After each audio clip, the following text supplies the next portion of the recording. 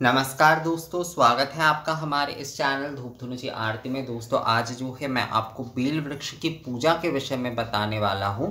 Bell वृक्ष की पूजा और बेल वृक्ष की बेल वृक्ष की दशोपचार में आप किस तरीके से पूजन करेंगे, वही जो है मैं आपको बताने वाला हूँ कि किस प्रकार से आप जो है बेल वृक्ष की पूजा करेंगे दशोपचार विधि के साथ। और साथ में जो है बेल निमंत्रण के विषय में भी मैं आप लोगों को बताऊंगा, क्योंकि बहुत सारे आप लोगों ने मुझसे कहा है कि बेल निमंत्रण के विषय में भी दादा आपने बताया, पर ज़्यादातर जो कि हमारे बिहार से, झारखंड से, बंगाल से भी कुछ लोग हैं। देखिए बंगाल में ना बहुत सारे आप लोग सोचते हैं कि बंगाल में ओनली जो है केवल मात्र जो है बंगाल के लोग ही रहते हैं, ऐसा नहीं है। कोलकाता में आप जाइए, वर्धमान में आप जाइए, इन सारे शहरों में जो है जो कि खासकर जो कि यूपी और बिहार के कई लोग रहते हैं, तो वो कई सारे विधि आदि जो है वो समझना चाहते हैं, क्योंकि क्या होता है दुर्गा पूजा के विषय देखकर उन्हें पूरी तरीके से समझ में नहीं आता है, तो इसलिए जो है वो कई समय ये सवाल आदि करते। तो बंगाल में जो है केवल बंगाली लोग नहीं रहते, जैसे बनारस में बनारसी लोग रहते हैं, बंगाल के लोग रहते हैं, बनारसी के बाद सबसे ज़्यादा बंगाली लोग ही वहाँ पर रहते हैं। उसके साथ साथ दक्षिण भारतीय, मराठी आदि सभी प्रकार के लोग रहते हैं। तो बंगाल में भी जो है, क्योंकि मैं कई समय कहता हूँ कि बंगाल में से जो है, तो आप लोग मुझे पूछते हैं कि दादा ये जो सारे रिचुअल्स है वो तो वहाँ के लोगों को पता होना चाहिए। नहीं, बंगाल में सारे के सारे लोग बंगाली नहीं होते हैं, और जो बंगाली है भी उन्हें भी सभी कुछ पता होगा, ये ज़रूरी नहीं है। पहली बात जो है, तो बेल वृक्ष की पूजा ही हमारा मूल विषय है आज का, कि बेल वृक्ष की पूजा आप दशोपचार से कैसे करेंगे, यही हमारा मूल विषय है। बेल आमंत्रण के विषय में भी मैं बता दूंगा, और जो बेल बोधन के जो मंत्र के विषय में कहा गया है वो भी मैं आपको बता दूंगा। पर हमारा मूल विषय जो है बेल वृक्ष की पूजा ही है, दशोपचार से बेल वृक्ष की पूजा के विषय में। तो यहाँ पर जो है बेल वृक्ष की बहुत सारे, खासकर ये झारखंड और पूर्वी उत्तर प्रदेश से जिन्होंने कहा है कि दादा हम तो बेल बोधन या फिर जो है निमंत्रण आदि उतना सब कुछ तो हम नहीं कर पाएंगे, क्योंकि हम उतना समझ नहीं पाते हैं। स्वाभाविक है, जो साधारणतः पूजन कर रहे हो वो उतना नहीं समझ पाएंगे। पर सभी ने कहा है कि प्रतिपदा के दिन हम जो है, प्रतिपद के दिन हम बेल पूजन भी करना चाहते हैं दशोपचार से, कलश आदि स्थापना से पहले जो है हम बेल पूजन भी करना चाहते हैं। तो उन्हीं के लिए मूलतः जो है ये वीडियो है। आप लोग जो है इसी विधि से जो है बिल्कुल बेल पूजन करिएगा, बेल वृक्ष की पूजन करिएगा, और जो है दशोपचार से पूजन करिएगा, आरती करिएगा, उसके बाद कलश आदि आप स्थापना कर सकते हैं। तो बेल वृक्ष की ध्यान में कहा गया है, बेल वृक्ष की पूजा के ध्यान मंत्र में कहा गया है, ओम चतुर्भुजं बिल्व वृक्षं रजताभं वृषस्थितं नानालंकार संयुक्तं जटामंडल धारिणीं बराभयकरं देवं खर्ग अखट्टांग धारिणं व्यघ्रचर्म अंबरधरं शशिमौली त्रिलोचनम। तो मैं फिर से एक बार पढ़ता हूँ, ओम चतुर्भुजं बिल्व वृक्षं रजताभं वृषस्थितं नानालंकार संयुक्तं जटामंडलधारिणं बराभयकरं देवं खर्गखट्टांगधारिणं व्यघ्रचर्मांबरधरं शशिमौली त्रिलोचनम। ओम चतुर्भुजं बिल्ववृक्षं रजताभं वृषस्थितं नानालंकार संयुक्तं जटामंडलधारिणं बराभयकरं देवं खर्गखट्टांगधारिणं व्यघ्रचर्मांबरधरं शशिमौली त्रिलोचनम।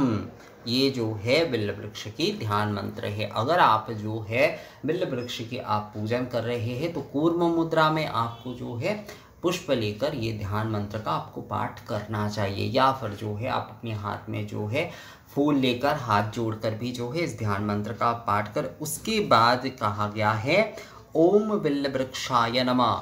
इस मंत्र से जो है यथाशक्ति उपचार से आपको पूजन करना है, अर्थात जो है दशोपचार से, जैसे कि ए तदपाद्यं ओम बिल्व वृक्ष, मैं पूरी मंत्र यहाँ पर नहीं बोल रहा हूँ, जैसे कि ओम एतदपाद्यम ओम बिल्व वृक्षाय नमः। इसके बाद जो है एतद आचमनीयदक ओम बिल्व वृक्षाय नमः, एतद अर्घं ओम बिल्व वृक्षाय नमः, एतद एष गंध ओम बिल्व वृक्षाय नमः। इसके बाद जैसे कि पुष्प आदि, धूप आदि, धूप आदि बिल्कुल वैसे ही ओम वनस्पति रसो दिव्य गंधाढ़ मनोहर मयान विदित भक्ता धूपो यं प्रतिगृहीतम एष धूप ओम बिल्ववृक्षाय नमः, या फिर निवेदयामि भी बोल सकते हैं। सुप्रकाश महादीप सर्वतस्तिमिरापः सवज्रवंतरयोतिर्दीपो यं प्रतिगृहीतम एष दीप ओम बिल्ववृक्षाय नमः। इस प्रकार से जो है दशोपचार से जो है आपको बिल्व वृक्ष की पूजन करना है।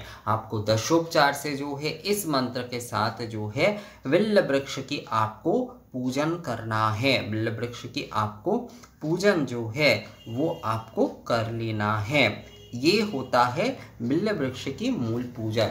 इसके बाद जब आप प्रणाम करेंगे, जब आप प्रणिपात करेंगे, तब जो है आप जो है सर्व मंगल मांगल्य शिवे सर्वार्थ साधिके ये मंत्र का ही आप पाठ करें प्रणाम करते समय। असल में दुर्गा पूजा की एक बहुत सुंदरता इसी में है। हमारे पूरे भारतवर्ष में चाहे ध्यान आदि मंत्र जो है कई प्रकार के हो सकते, कई जगह पर कई अलग अलग विधि हो सकते, कई विषय अलग हो सकते, पर दो मंत्र जो कि जयंती मंगलाकाली ये मंत्र और जो है सर्व मंगल मांगल्य ये जो दो मंत्र है ना, ये दो मंत्र सभी जगह पर जो है प्रयोग होते हैं। भारतवर्ष में आप कोई भी मंदिर में चले जाइए, किसी भी पूजन में आप चले जाइए, ये दो मंत्र कॉमन आपको दिखेगा ही दिखेगा। दुर्गा पूजा में जो है नवरात्रि के समय जो है वो आपको दिखेगा ही दिखेगा। तो आपको मतलब सुनाई देगा ही देगा, दिखेगा ही मतलब जो है सुनाई आपको देगा ही देगा। तो ये जो है बिल्व वृक्ष की पूजा के मंत्र है, ये जो है बिल्व वृक्ष की पूजा के मंत्र है। तो आपको जो है ऐसे ध्यान करते हुए जो है आपको दशोपचार से बेल वृक्ष की पूजन जो है वो आपको करना है। बेल वृक्ष की पूजन जो है वो आपको दशोपचार से इस प्रकार से करना है। और अवश्य रूप से जो है शंख ध्वनि करते हुए सभी आपके घर पे अगर जो है ज़्यादा से ज़्यादा शंख है तो शंख बजाइए, घंटी आदि बजाइए, विशेषकर शंख अवश्य रूप से बजाइए। शंख बजाते हुए आरती करिए आप ज़्यादातर जैसे कि लोगों ने मुझे कहा है कि दादा हम उतना कुछ तो नहीं कर पाएंगे, पर बेल वृक्ष की दशोपचार से पहले हम पूजन करना चाहते, तो अवश्य रूप से जो है आप प्रतिपदा के दिन जैसे कि बेल वृक्ष की देखिए एक विषय मैं आपको कह देता हूँ। अगर आप जो है बेल वृक्ष की पूजन जो है आप प्रतिपदा के दिन करते हैं तो हर दिन आपको आरती कम से कम करना ही होगा। हर दिन आपको आरती कम से कम करना ही होगा बेल वृक्ष के जो है। तो पहले दिन जब आप कर रहे हैं पूजन दशोपचार से, जैसे आपने पूजन किया तो वहाँ पर आप बहुत जो है अगर शंख आदि जोर से शंख आदि बजाते हुए सभी मिलकर जो है जय ध्वनि देते हुए जो है आरती करिए। पूजन आदि किए आपने दशोपचार से, उसके बाद आपने आरती आपको करना है। उसके बाद जैसे कि आप कलश स्थापना आदि माँ के सामने करेंगे वो सारे विधि आप कर सकते। तो इस प्रकार से आपको जो है बेल वृक्ष की पूजन आरती जो है वो आपको कर लेना है, वो आपको कर लेना है। बहुत सारे आप में से लोगों ने मुझे कहा है कि दादा क्या बेल वृक्ष के सामने भी हम कलश रख सकते हैं या नहीं। तो पहली बात जो है इन सारे विषयों में मत जाइए, आप कलश केवल मात्र जो है माता के सामने ही रखिए और बेल वृक्ष के सामने ताम्र पात्र में ही जो है आप पूजन आदि कर लीजिए और माँ के सामने ही केवल मात्र जो है कलश स्थापना करिए। देखिए किसी भी विषय को ना मोहित होकर नहीं करना चाहिए, क्योंकि हर विषय की एक विधि होती है, हर विषय की कई सारे विषय जानना होता है, तभी वो सारे विषय करना चाहिए। तो मैंने सहजता से आप लोगों से कहा कि आप जो है बेल वृक्ष की दशोपचार से पूजन करिए, आरती करिए, उसके बाद माँ के सामने कलश आदि आप जो है वो स्थापना आप करिए। अगर आप जो है प्रतिपद के दिन ये आप नहीं कर पा रहे हैं तो सप्तमी के दिन भी ये जो है विधि आप कर सकते हैं, कोई समस्या उसमें नहीं है। कई लोग जो है मुझे पिछले बार भी पूछ रहे थे कि दादा इतने दिन का तो छुट्टी आदि नहीं होता, तो हमने सप्तमी से ही कलश रखने के बारे में सोचा है, माँ की पूजा आदि करने के बारे में। बिल्कुल कर सकते, सप्तम आदि कल्प में जो है आप कर सकते हैं, कोई समस्या नहीं है। आप सप्तम आदि कल्प में बेल पूजा करिए, आप नव पत्रिका रख सकते हैं, आप माँ के सामने कलश स्थापना करिए, सभी कुछ आप सप्तमी से कर सकते हैं, कोई समस्या नहीं है। अब बेल निमंत्रण के विषय में भी मैं थोड़ा सा आप लोगों को बता देता हूँ। बेल पूजन के बारे में जैसे मैंने बता दिया आप लोगों को। देखिए बेल निमंत्रण या बेल आमंत्रण जो होता है वो भी मूलतः जो है इस प्रकार का दशोपचार या षोडशोपचार पूजन ही होता है। आमंत्रण पूजन कहा जाता है। ये जो है आमंत्रण पूजा अर्थात जो है माता को आमंत्रण देना, ये जो होता है ये आमंत्रण करना जो है माँ को। तो आमंत्रण की जो है पूजन आदि करने के बाद जो है आमंत्रण विधि के पूजन करना होता है। मतलब आमंत्रण के भी वही बिल्कुल जो है आप दशोपचार से पूजन आदि कर सकते हैं, इस प्रकार का कर सकते हैं। तो आमंत्रण की पूजा होती है, मुख्यतः जो है वो आमंत्रण की ही पूजा होती है। आमंत्रण जो मतलब निमंत्रण, आमंत्रण हो निमंत्रण, बहुत सारे लोग निमंत्रण कहते हैं। निमंत्रण और आमंत्रण दोनों ही एक विषय है। हमारे इस तरफ आमंत्रण कहा जाता है। आमंत्रण की पूजा जो है, तो आमंत्रण के साथ ही बोधन आदि, बोधन कृत्य देखिए, बोधन का विषय जो होता है, बोधन संध्या के समय ही करना होता है।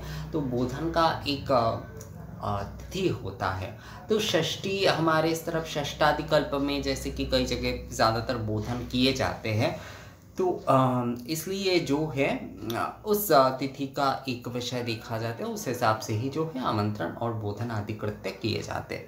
मैथिल परंपरा में आमंत्रण आदि बिल्ल निमंत्रण ही कहा गया है केवल मात्र। तो बिल्ल निमंत्रण की वो षोडशोपचार पूजन आदि किया जाता है और उसके बाद जो है ये मंत्र कहा जाता है। ओम ऐं रावणस्य वधार्थाय रामस्वानुग्रहाय च अकाले ब्रह्मणा बोध दिव्यायन्ति कृतः पुरा अहं त्यस्मिन् षष्ट्यां सायान्ये बोधयामि वै। ये षष्ठी के दिन अगर कर रहे हैं तो उसमें ये वाले मंत्र जो है वो कहे जाते हैं। तो ये रावणस्य वधार्थाय रामस्य अनुग्रहाय च, यह मंत्र आपने सुना ही होगा। तो यही जो है मुख्यतः बोधन मंत्र होता है। तो आमंत्रण भी मूलतः जो है वो षोडशोपचार पूजा ही होता है। अर्थात अगर कोई जो है आमंत्रण विधि कर रहे हैं, आमंत्रण का विधि भी संध्याकालीन होता है। ये आमंत्रण विधि भी जो है वो संध्याकालीन ही किए जाते हैं। आमंत्रण जो है वो संध्याकालीन किए जाते हैं। केवल मात्र जो है जो कृष्णा नवमी तिथि के जो पूजन होते हैं उसी दिन जो है ये सारे कृत्य जो है केवल मात्र सुबह के समय किए जाते हैं। तो जैसे कि आप लोगों ने मुझे पूछा था, मैंने बस आप लोगों को ये थोड़ा बता दिया। पर मुख्यतः हमारा विषय है बेल पूजा, बेल वृक्ष की पूजा। तो बेल वृक्ष की पूजा में आपको कहना है ओम चतुर्भुजं बिल्लवृक्षं रजताभं वृषस्थितं नानालंकार संयुक्तं जटामंडलधारिणं वराभयकरं देवं खड्गखट्टांगधारिणं व्यघ्रचर्मांबरं शशिमौली त्रिलोचनम। ये कहते हुए ओम बेलवृक्षाय नमः, ये कहते हुए जो है आपको दशोपचार से पूजन करना है। तो ये हो जाता है बेल वृक्ष की पूजन। तो दुर्गा पूजा में बेल वृक्ष की पूजन जो लोग करना चाहते हैं उन्हें इसी प्रकार से जो है बेल वृक्ष की पूजन करना चाहिए। मैंने ऑलरेडी जो है बेल बरन, बेल बोधन आदि से लेकर बहुत सारे विषयों के ऊपर ऑलरेडी मैंने जो है बहुत सारे वीडियो बना दिया है। इसके ऊपर आप लोग वो वाले वीडियो भी देख सकते हैं। ये मुख्यतः जो है बेल पूजा और बेल दशोपचार से बेल पूजा के विषय में था। तो ये वीडियो कैसा लगा आप लोगों को मुझे कमेंट्स करके ज़रूर बताइएगा। मिलते हैं आपसे अगले वीडियो में, तब तक के लिए नमस्कार।